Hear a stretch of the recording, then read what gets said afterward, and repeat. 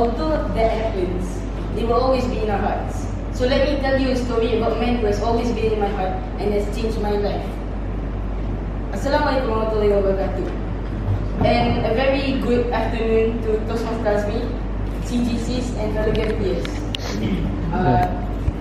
Today, I'm going to be telling a story about a man who changed my perception on people and made me a better person. He was born in 1973, and he was suffering from a disease which made him less smart, and he's basically like dumpun, something like that. Like what? Something like that. Like what? He thinks slow. Oh, slow. He's a slow thinker. And okay, he started off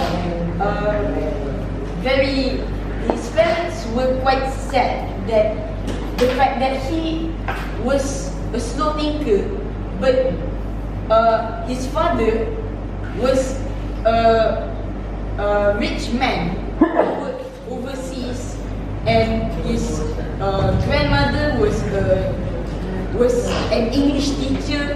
His uncle was the assistant of the Prince of Johor at that time. And although he was suffering from that disease, he was still having the will to live. He still wanted to live no matter what. So he continued on and lived until he was in primary school. During his days in primary school, every single examination brought him to failure. No matter what, he would just get the last in his batch, the last in his class, just failure. And because of that, because of his disease, people in his batch bully him. But the problem is, he's a slow thinker, and he doesn't know how to fight back those bullies, which just makes him bullied until the end. And when he reached secondary school, at that time, if you were to fail an examination during that time, you would stay in the same form. And that's what happened to him. He failed every examination. He never got a success in any examination. He was just a slow thinker. He couldn't do anything. Allah has made him a slow thinker, and he just can't change that. And so one day he was just sad. He was sad that in the end he could not continue his studies because he has been in the same form for too long, and he just can't continue his studies. So what his parents did was just never send him to school and just let them teach him. He was just upset and sad that he was a slow thinker and he just can't do anything. He was just a slow thinker. He can't do anything. He's not smart. He can't be an engineer. He can't be a teacher. I doubt that he couldn't even be a man who sweeps the trash around the school, because his intelligence is just too low. He's just dumb. He asked his father. He asked, Dad, why can't I be like other people? So what his father answered was that you are you, and you are perfect the way you are. So that changed his mind, and he thought of instead of being a genius, a super genius, he started being a kind person. Since that's the only thing he could do, so he decided to be a kind person. So yeah, then then his father, when he reached the age of 20, his father sent him to the rehabilitation center, which is kind of okay. It was kind of okay.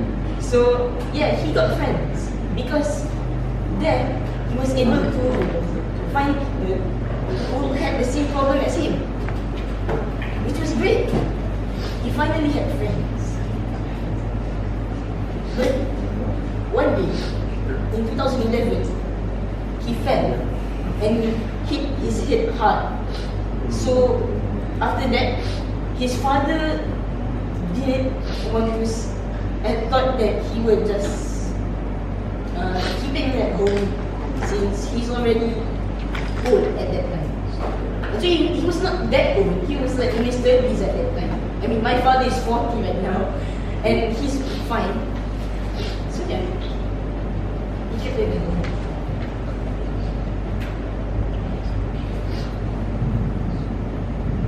One day,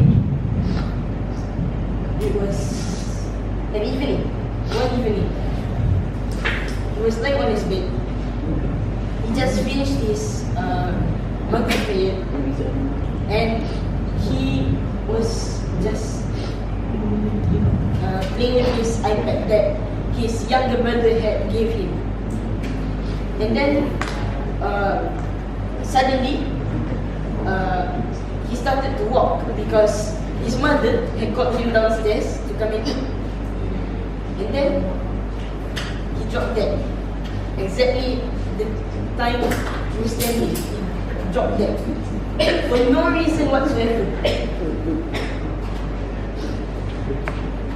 You see, that person was a kind person. Although he wasn't smart, he decided to continue his life as a kind person to help people. And that's exactly what he did. During the times when he was at his rehabilitation center, that was what he did. He helped people. And that person is my uncle. He passed away last year on the 1st of November.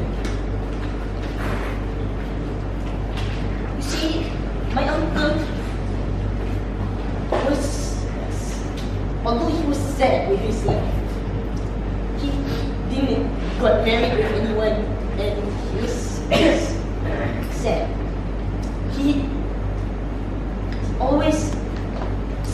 He always took a look at the bright side, and that is what I took note of him.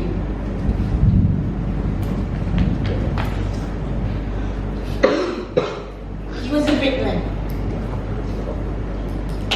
And I can assure you, he is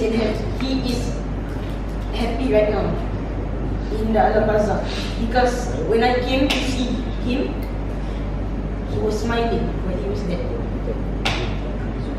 So yeah, what I want to say here is, you don't have to be a smart person to be successful. As long as you're kind. Kindness, just like the saying goes, just like what Mr. Cik Wan said, Mr. Mikael said, that a man with power can easily be beaten by a man with intelligence. So although my uncle was stupid in a way, he was slow thinking, he was still an intelligent person, because although he could not think easily, he decided to be a great man and help people. And that makes him an intelligent person in a way. With that, I end my speech.